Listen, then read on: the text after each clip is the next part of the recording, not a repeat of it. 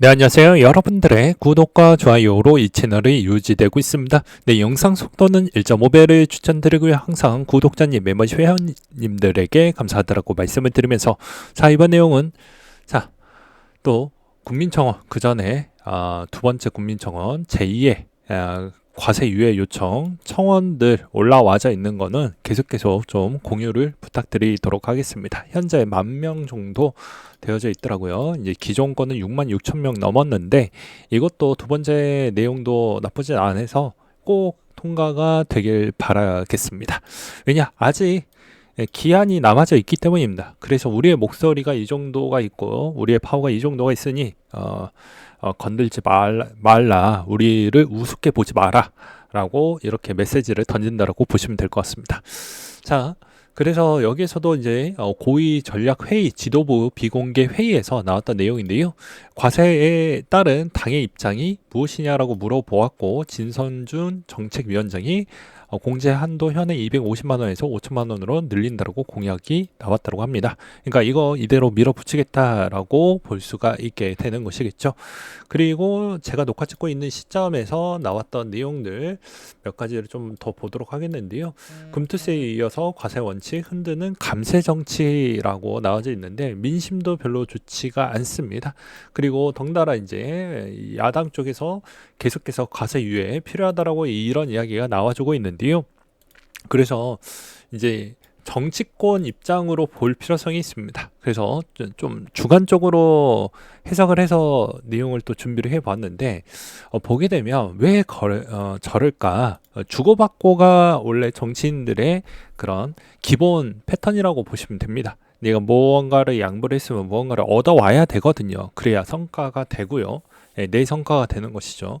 근데 현재 민주당에서는 이때까지 성과가 명확하게 보여지지 않기 때문에 무언가가 나오고 있냐를 좀 자료를 찾아보니까 최근에 이제 이 개정안에 따른 이슈가 좀 있더라고요. 보니까는 아무래도 이재명 씨의 선거 범죄 벌금의 부분이 이제 100만 원이 넘어가면 국회의원 박탈 부분이 이제 되니까 아직 뭐 대법원 판결까지는 나와져 있진 않지만 이걸 이제 발의 부분을 물가 상승 등을 고려를 해서 1,000만 원으로 상향 조정하겠다라는 내용이 이제 골자로 약간 그걸 코인을 약간 목을 쥐면서 이렇게 좀 흔들려고 하는 거 아니냐라고 저는 그렇게도 또 생각이 들기도 했습니다.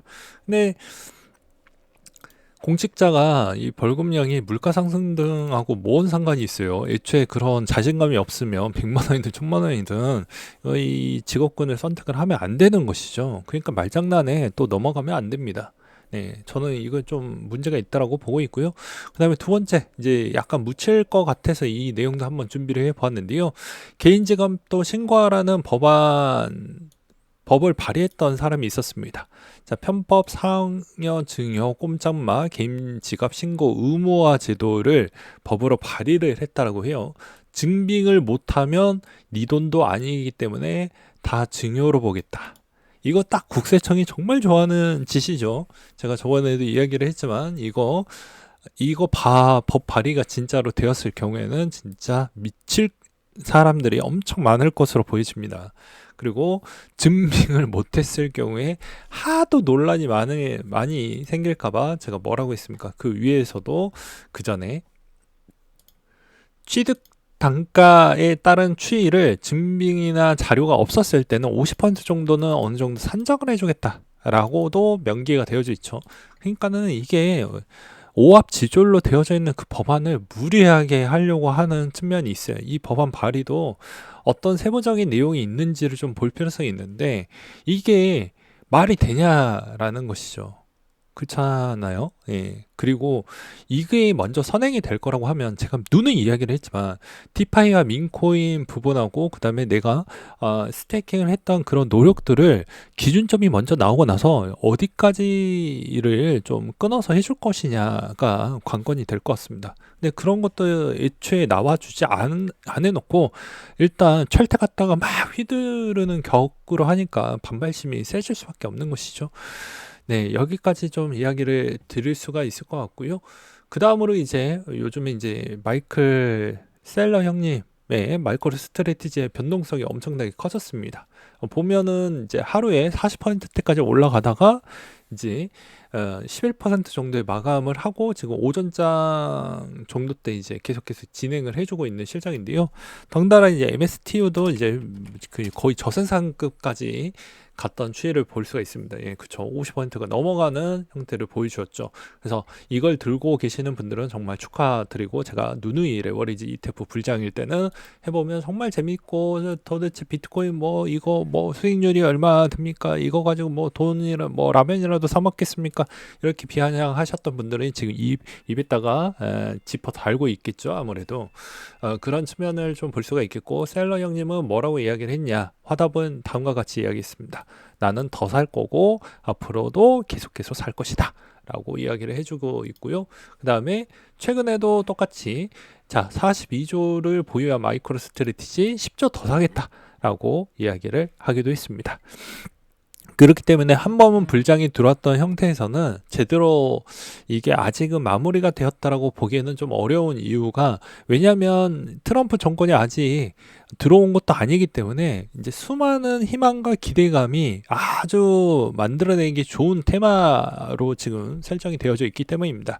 그래서 트럼프 정부가 정말로 이제 딱 시작을 하는 그 시점 이전 때까지는 좀 더 갈 것으로 보여집니다. 그래서 저는 12월 때까지는 버블은 꼈어도 계속해서 더 갈 것이다 라고 생각이 들고요.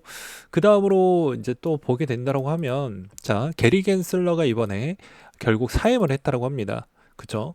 근데 이게 여러분들이 이제 미국 쪽에 조금이나마 관심이 되면 해당에 있는 대통령이 누가 되느냐에 따라서 이것도 관례적으로 먼저 성향이 안 맞으면 그만둔다라고 하시더라고요. 그래서 마지노 못해서 사임만 게리 겐슬러만 하는 게 아니고, 이제 해당에 있는 트럼프 정권과 색깔이 안 맞고 반대쪽에서 이미 임명시켰던 분들은 자진 사임 발표가 되어가고 있다라고 보시면 될 것 같습니다. 그러면 이제 후보군 분들이 이제 어떻게 이제 준비가 될 것인데요. 대부분 좋은 우리에게 유리한 사람이 될 확률이 매우 높아졌다라고 볼 수가 있겠고요. 최근에 민코인이 이제 좋아지고 있는 실정이다 보니까 다시 한번 우리 트론의 형님, 트론의 형님 저스틴 선이 또 이런 이야기를 좀 해주고 있는 실정입니다. 내가 이제 이 바나나 라는 이 작품이 전 좀 납득이 되지는 않아요.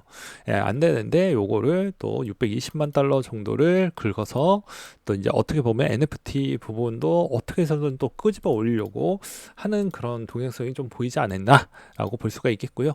이번에 이제 어찌 보면 마이크로 스트래티지에 따른 추이에서 좀 이런 조정이 많이 나왔던 패턴은 이 시트런 리서치라는 곳에서 공매도를 좀 세게 많이 때렸다고 합니다. 그래서 이것 때문에 이번에 좀 많은 영향성을 끼쳤다라고 볼 수가 있는데, 정말로 한 큐에 좀 끊길 것인지 아닐 것인지는 더 지켜볼 필요성은 있을 것 같기도 합니다. 그래서 네이키드 숏 비중을 좀 본다라고 하면 마이크로 스트래티지 비중이 엄청나게 올라갔다라는 거 볼 수가 있거든요. 이 비중이 이제 공매도를 치려고 하는 집단들이 생각보다 많이 참여를 많이 늘려놨다라고 볼 수가 있지만, 현재 제가 바라보는 비트코인의 지금의 차트상으로 보았을 때는 더 갈 것으로 저는 보여집니다. 이 정도 가지고는 좀 힘들 거라고 생각이 들어요. 왜냐? 이미 패턴을 장기 패턴을 잘 딛고 갔기 때문에 대부분 241선 유턴을 하고 나서부터는요, 이렇게 유턴에서 지탱을 하게 되면 조정이 나와도 짧게 조정이 나오고 그 다음부터 계속 달리기 시작을 합니다. 마찬가지입니다. 이 구간 대비부터는 계속 달릴 수밖에 없는 이유가, 옵션 상품이 나왔다라고 하면 옵션의 다연선 상품이 계속 나와주기 때문에 더욱더 비트코인이 더욱더 견고해지고 더 많이 갈 확률이 매우 높다라고 다시 한번 설명을 드릴 수가 있을 것 같습니다. 그래서 그 기대감으로 우리는 더 들고 가도 상관이 없고요. 이런 작은 리서치 부분에서 공매도 때리는 비중에 너무 뭐 우리가 이거를 너무 뭐 신경 써야 되겠다 이렇게 볼 필요성은 또 없을 것 같습니다.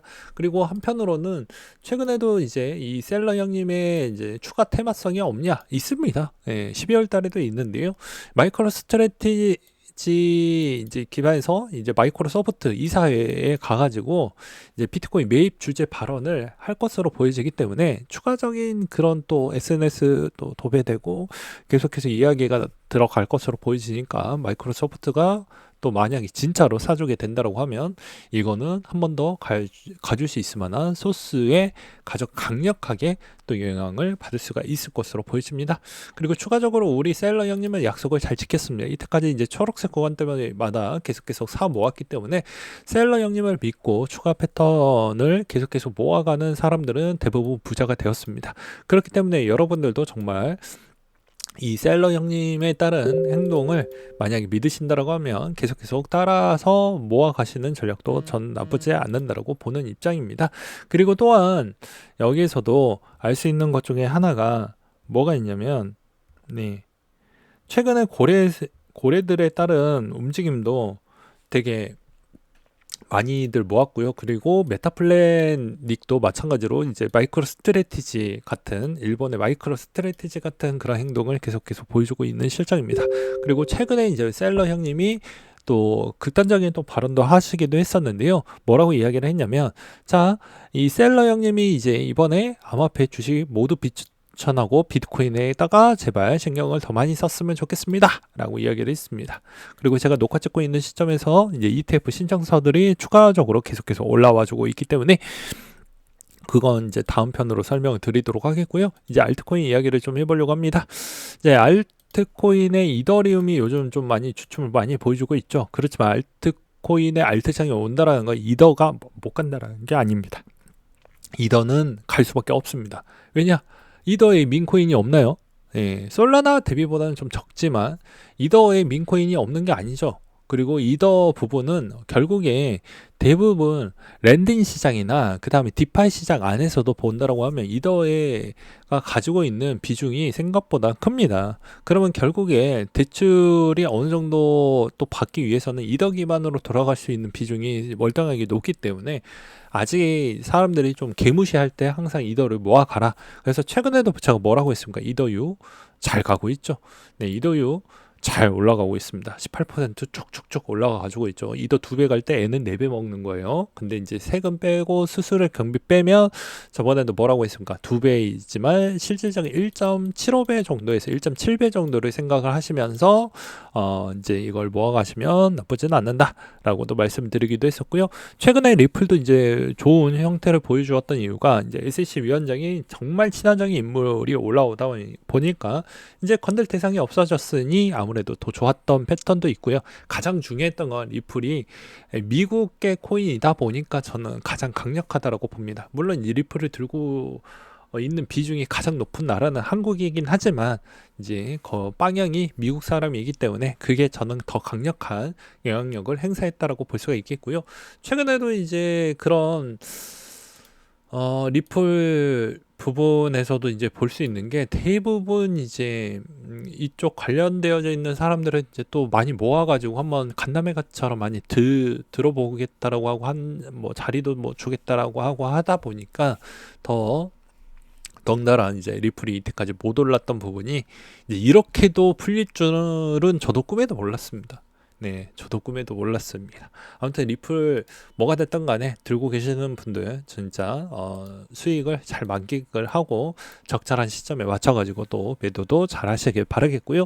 그리고 마스터카드나 JP모건이 이번에 외환 거래를 하기 위해서 협력을 진행하겠다라는 내용이 또 나와주기도 있습니다. 최근에 퀀트 내용을 보게 더라도 비트코인 해시레이트 사상 최고점을 보여주고 있고요. 그리고 BRC20이나 룬이 그 해시레이트 부분의 수수료를 어느 정도 커버를 쳐주고 있기 때문에 이번에 이제 반감기 지나고 나서 장비 교체가 있었음에도 불구하고도 해시레이트에 큰 변화점이 안 생겼다라는 걸 볼 수가 있게 되겠습니다. 그러니까 이번에도 뭐 아무리 밈에 많이 쏠려져 있는 현상이 있다라고 해도 룬이나 BLC20에서도 채굴회사에 이제 보이지 않는 그런 관계도 때문이라도 어느 정도는 저는 올라가 줄 것으로 저는 기대를 해주고 있는 실정입니다. 그 다음으로 이제 테더 발행시, 상승 선행 시그널은 항상 존재를 했다라는 내용인데요. 예, 보게 되면 이 빨간색 선을 보게 될 때마다 그때마다 불장이 많이 나왔다는 걸 볼 수가 있게 되겠습니다. 이번에 이제 대부분 한 대충 10일 아니 10일 정도 되었을 때부터 계속 비트코인 이 성장할 때마다 테더에 있는 자금이 엄청나게 많이 들어왔습니다. 그걸로 이제 우리는 빨리빨리 눈치 게임에 눈치 싸움에서 잘 이겨내야 되겠죠.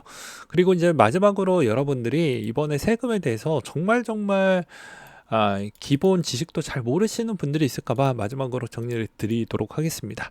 예, 다시 한번 말씀을 드리지만 여러분들이 나는 코인 투자 안 하니까 난 신경 안 쓰겠다가 아니고요.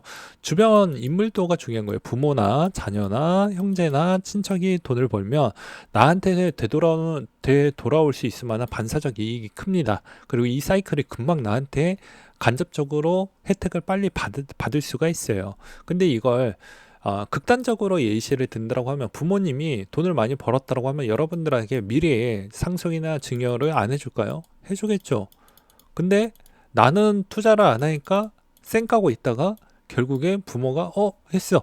그리고 나서 알아보니까 세금이 대략 한 못해도 22% 지방세 합쳐서 거기다가 건보료 8%에 3억 원 초과하는 거는 추가적으로 10%가 더 대충 계산했었을 때 10%는 아니지만 10% 하면 결국에 생각보다 많은 비용이 들어간다.